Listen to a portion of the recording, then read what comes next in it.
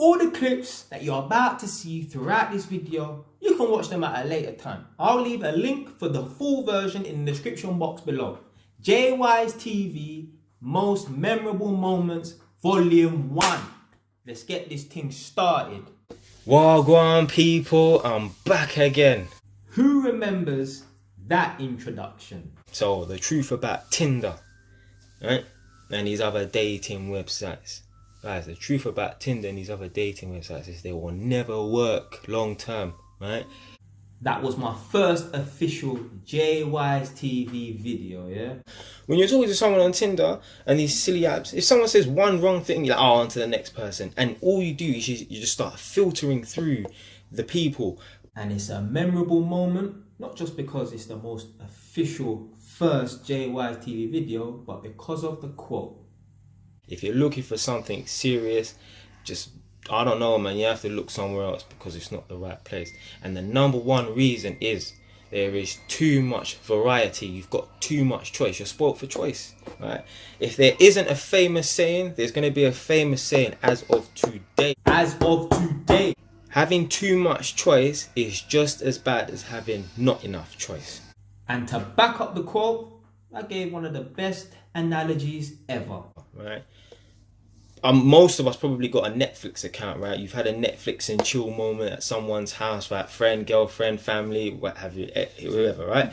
Boom. How many times have you sat there with this person or people and you can't make a decision on what movie to watch, and you sat there for about 45 minutes deciding, oh, that film looks good, oh, that film doesn't look good, or that film's all right, but I think we might be able to find a better film. 45 minutes has gone by when if someone gave you a choice of 3 films, right? The Terminator, Star Trek, or Alice in Wonderland, I don't know what film I'm going to go and watch. Another memorable moment. Why women can't hold on to good men. This is like the best outro ever. Woman likes a bad boy, right? It doesn't mean he's a criminal, right? It's just he has a bit of swag to me. That's what a bad boy is, right? He has a bit of swag, right? But when a woman goes out with a bad guy, right, and that's all she's used to, she has kind of like evolved to be that type of girl that, you know, her characteristics are like that for a bad guy. So when a good guy comes along, a decent person comes along, she has not been morphed to be able to, you know, pair up with a guy who is really, really good. So a good guy's going to come along and see a woman that's like that and think, no, you're too ratchet to be with me, because you're used to being around someone who is a bit more slapdash, and a guy who is good will not like a woman who's like that. I'm sorry, no. And another thing is as well, you need to start picking men who you would want your sons to grow up to be like. Because think about it this way, right? Who's going to be the person to teach them? Who is going to be the person to teach your sons? Who's going to raise them, right? You don't want your sons to be a thug, right? You don't want your sons to be thugs on the street. But then you will go out with a thug on the street, right?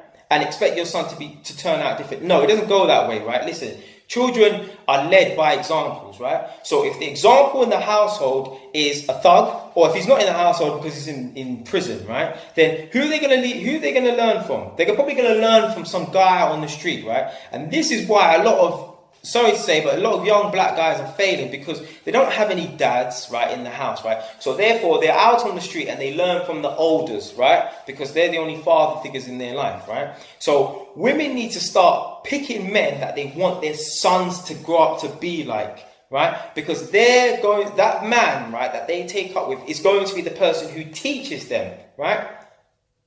It's so simple. Start picking men that you want your sons to grow up to be like, and you should be fine. End of story. In this one, I went in on the uni students. Right, I just got the fresh trim, so you know I'm going to verbally murder some people now. Done now. Well, sort of. Because they're from London and they get accepted into a great university like York, which is a part of the Russell Group, right?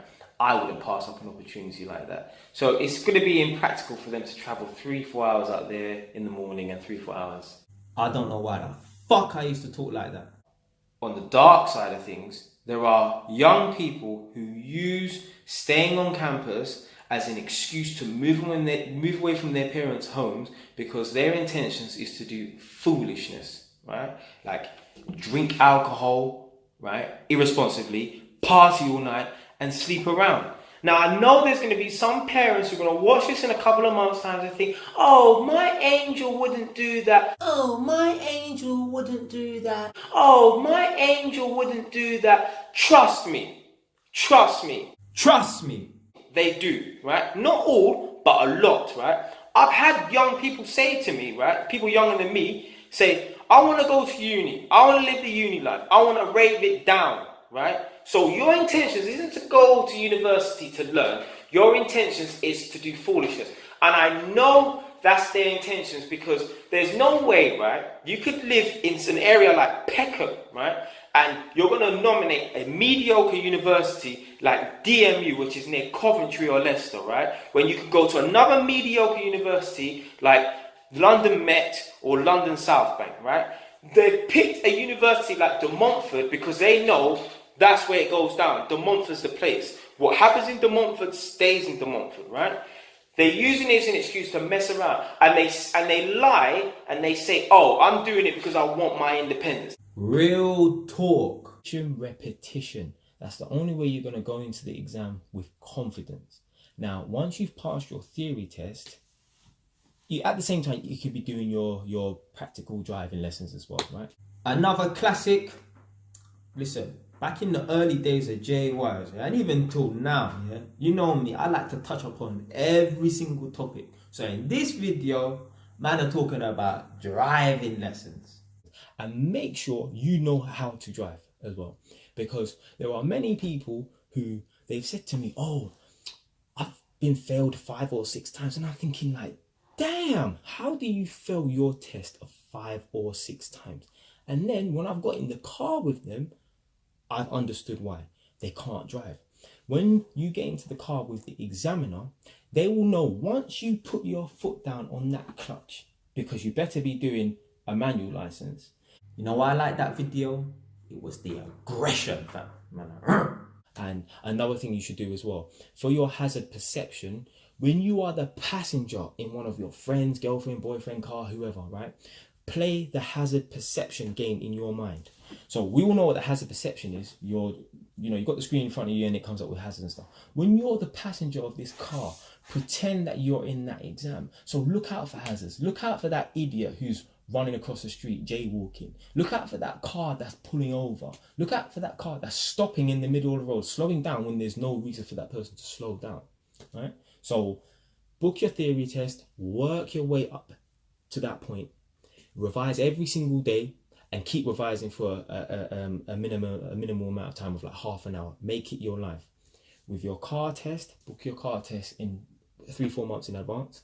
Make sure you have the funds to sit all of those lessons and pay for that exam, so there are no breaks, and you should be fine. And make sure you're confident at driving as well. Get your driving instructor to give you mock driving tests as well.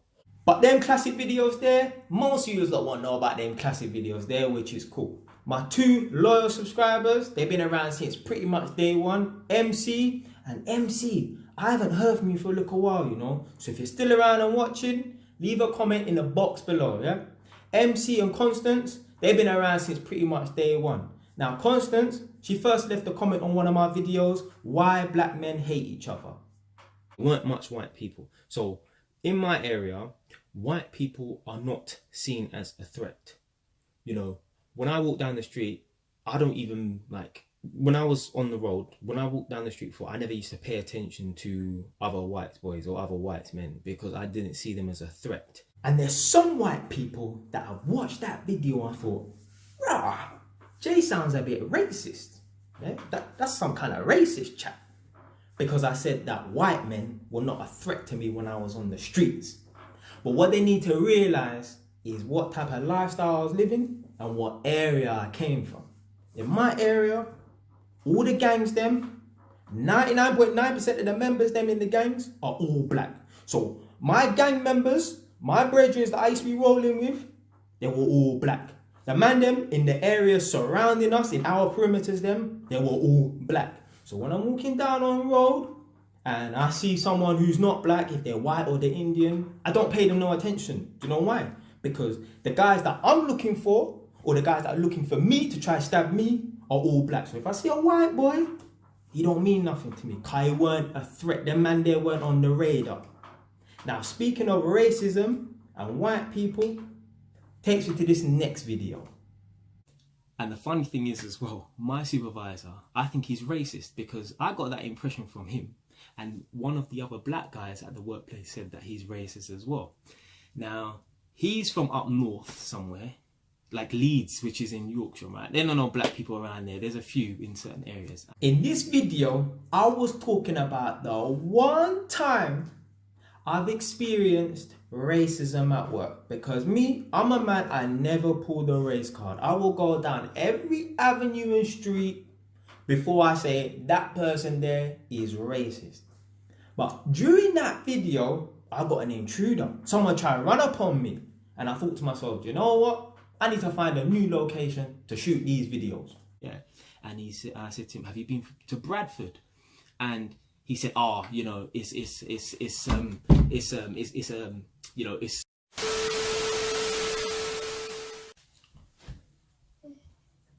You was trying to come in the room when I was making a video. Yeah, you didn't know, did you? Listen, when that door is closed, that means I'm making a video, okay? Because I'm trying to make the video and you're trying to push the door in. I'm holding the door like this, right? And you're trying to force your way in. I'm trying to hold the door. I even had to flip in. I even swore as well because I'm losing my train of thought. But yeah, it reminds me of that BBC. I don't know if any of you guys have seen.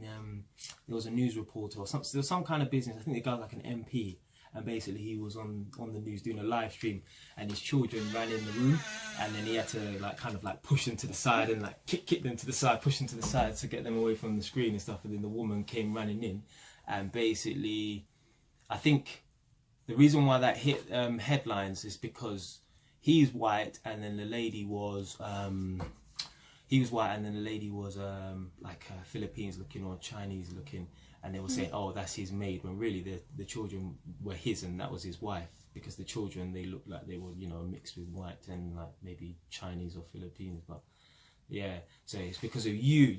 I swore because of you. It's your fault. Okay, stay tuned for the rest of the video though, yeah? Next video, the truth about why your woman is fiery. He said to me, yeah, you know, this, you know, these white guys, this bird I've got, you know, my bird, fucking, where they come up with these names? My bird, man, she's really fiery and stuff like that, man. Like, she's just always losing her temper, innit? And in my mind, I was just thinking to myself, she is fiery because you're acting like a bitch. You're acting like a bitch. If he was a really dominant man, she would not be acting like that. She would not be acting like that.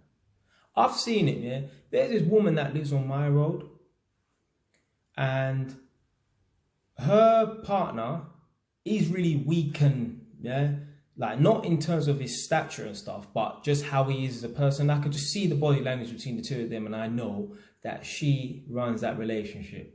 Speaking of women on my road, in this video I was talking about the Willie Lynch syndrome and how it affects black women. White women making their sons look girly or pretty or anything like that. I only see black women doing that kind of rubbish, you know. I see a lot of black women who are in their masculine energy, you know, low cut hair, bald head. Bald-headed black woman. Remember I mentioned bald-headed black woman. To be a single mum. To me, that's like kind of like being in your masculine energy. It's like basically what you're saying is I don't need a man. Now, she's mixed race, right? But to me, if you're mixed race, don't mean you're black, doesn't mean you're white, you're mixed race. But she has a lot, quote unquote, a lot of black tendencies. You know, like if you meet her, you wouldn't even think she was mixed race. You would think she's black, you would just think she's light skinned. But in her mind, you know, she is already a single mum. She ain't even got no youths yet. But when she has a child, she's already prepared to be a single mum. That's just the way she is, man. So, look, oh my God. Do you see that person that just walked past? Yeah, no disrespect, but that's a black woman that lives beside me, and she's got a bald head. This is what I'm talking about. Right place, right time. Just like this video. Or, you know, demonetize it, or block my channel, whatever, and it shut down the channel. Go ahead, YouTube, because you know what? I'm going to speak the truth. If YouTube don't like it, so be it. If I don't become famous because of that, so be it. I'm not going to be like some of these black youths. Yeah, you know what I'm talking about. There's some black youths right now running around London doing some dumb videos, acting foolish just to get famous. Like, why do you want to be known for being a fool? Like, if you're going to be famous and get recognition for, you know, like, helping influence people and, you know, being a positive person, not being some damn jackass in it. But that's just like kind of the society that we live in. What the fuck was that guy doing? I think we can all guess. Let's watch that again. Why do you want to be known for being a fool? Like, if you're going to be famous and get recognition for, you know, like, helping influence people and, you know, being a positive person, not being some damn jackass in it. But that's just like kind of the society that we live in. People always seem to be doing some weird shit in the background of my videos. It happened, yeah. But he was a king. Kings do not go and live with queens. Queens go and live with kings.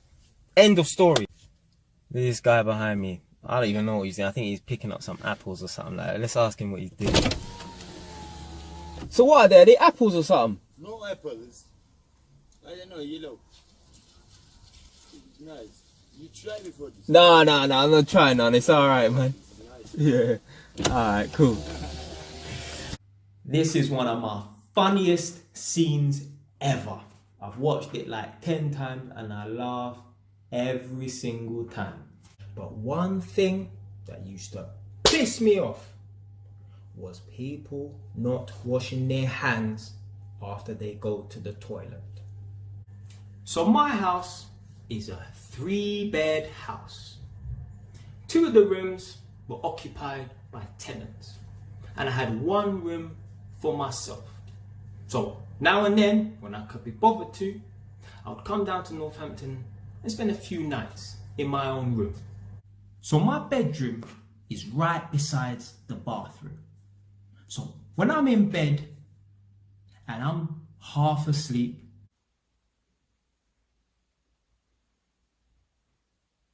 I can hear them going toilet. On one occasion, I could hear someone going toilet. Then the toilet flushed. Next thing you know, whoa! Whoever was in there last could have not have washed their hands. And these last few scenes, I had to get explicit. Because as soon as I came back to the house, after a minute, the wash rack disappeared like magic. But there were times when I had to pull up the man them about their hygiene in the bathroom. Now, when I talk about a male tenant, don't think I'm making reference to one particular person. Remember, I had 6 people in my house. I had 1 girl and 5 men over the course of 2.5 years. One thing I can't stand about man them is when they piss all over the toilet and don't clean it up. I used to lift up the toilet seat and see piss all over the fucking toilet seat.